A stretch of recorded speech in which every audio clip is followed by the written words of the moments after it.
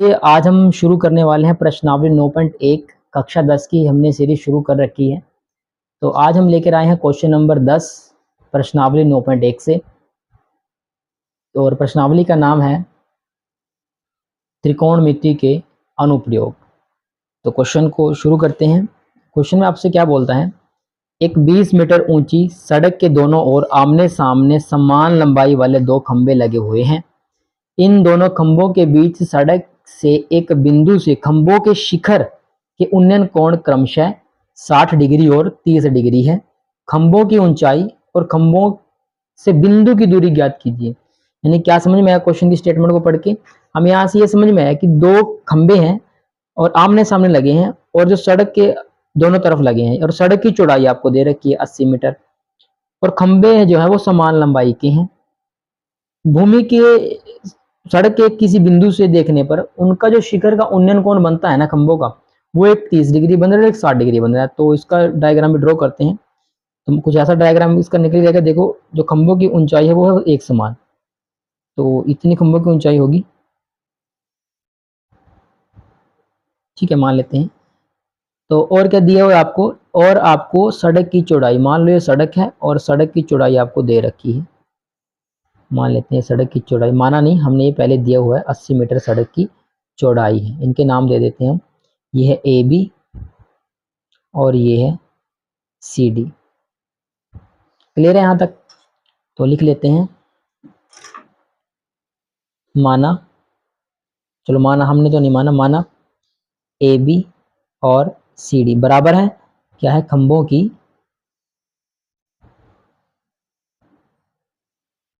ऊंचाई, क्योंकि हमें ये भी निकालना है ना, खंभों की ऊंचाई है आपके पास। और क्या है, और क्या दिया हुआ है, दिया हुआ है आपको बी डी, यानी कि सड़क की चौड़ाई आपको दी हुई है कितनी, 80 मीटर। ये क्या है आपके पास, सड़क की चौड़ाई।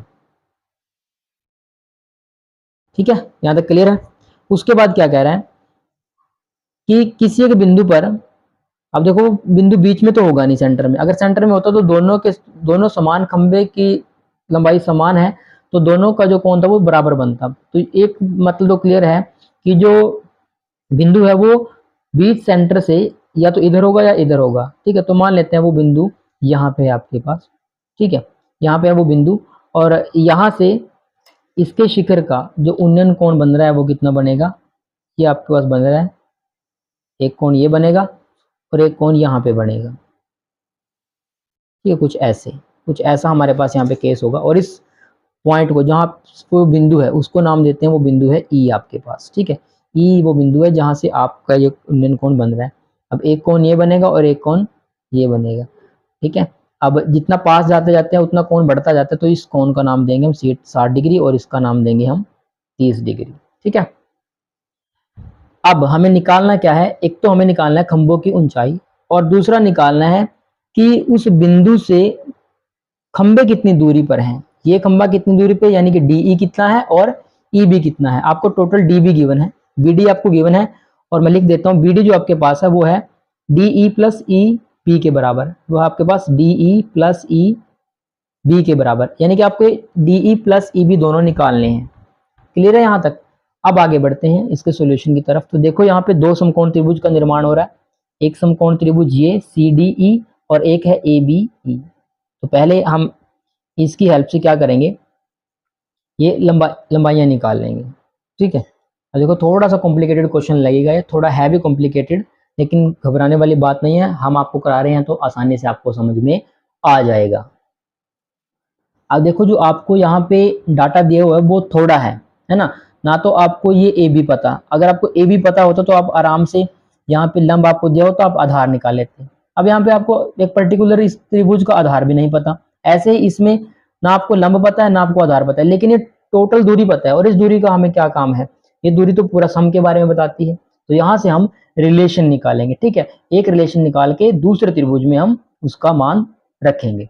तो चलिए देखिए कैसे होगा क्वेश्चन।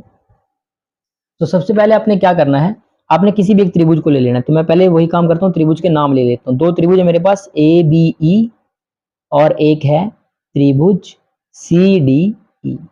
तो दो त्रिभुज हो रहे हैं मेरे पास यहाँ पे, और पहले हम ले लेते हैं त्रिभुज ए बी ई को, ठीक है। तो लिखेंगे त्रिभुज, समकोण त्रिभुज ए बी ई लेने पर हमें मिलता है थीटा, थीटा कितना है ए बी ई त्रिभुज में 30 डिग्री, सॉरी 60 डिग्री, ठीक है। ये त्रिभुज लिया हमने ए बी ई, तो 60 डिग्री, और लंब बटे आधार, क्योंकि कर्ण का तो काम ही नहीं है, तो ना कोस की वैल्यू पुट होगी ना साइन की होगी, किसकी करेंगे, टेंजेंट की। तो टेंजेंट थीटा बराबर क्या हो जाएगा, लंब बटे आधार ए बी बटे बी ई हो जाएगा। अभी देखो ना तो ए बी पता है ना बी ई पता है, ठीक है, थीटा पता है लेकिन, तो टेंजेंट 60 डिग्री बराबर हो जाएगा ए बी बटे बी ई, और टेंजेंट 60 डिग्री, ठीक है, √3 is equal to A B बटे बी ई।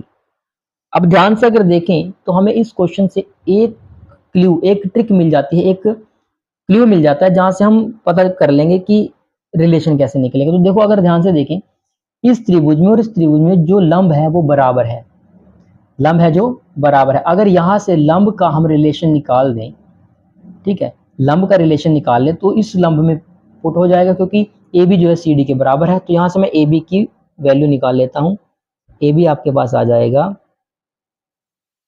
√3 बटे बी ई, या फिर बी ई आपके पास कितना आ जाएगा, और दो वैल्यूज आ सकती है ना, तो जिस भी रिलेशन की जरूरत पड़ेगी हम उसका यूज कर लेंगे, तो मैं इसलिए दोनों लिख रहा हूँ। तो बी ई हो जाएगा ए बी बटे √3। आपकी इच्छा है आप किसी भी वैल्यू का यूज कर सकते हैं। तो एक ये वैल्यू आई आपके पास ए बी की, और ये वैल्यू आपके पास आई बी ई की। अब हमारा नेक्स्ट काम क्या है, हमें दूसरे त्रिभुज का प्रयोग करना है। तो दूसरे त्रिभुज का प्रयोग करते हुए, तो यहाँ पे लिखेंगे हम समकोण त्रिभुज सी डी ई लेने पर, आज जब सी डी ई लेंगे तो यहाँ पे भी देखो टेंजेंट का काम रहने वाला है, लंब और आधार का। तो यहाँ पे भी होगा थीटा कितना होगा, उससे पहले हम थीटा लिख लेते हैं। थीटा यहाँ पे आपके पास 30 डिग्री है, तो आपके पास हो जाएगा टेंजेंट 30 डिग्री, मैं डायरेक्ट कर देता हूँ, ठीक है, क्योंकि कराते हुए काफी टाइम हो गया, आपको 8 से 9 क्वेश्चन करा दिए, अब तो आपको वैल्यूज डायरेक्ट पता होनी चाहिए, हर बार फॉर्मूला लिखने की जरूरत ना पड़े।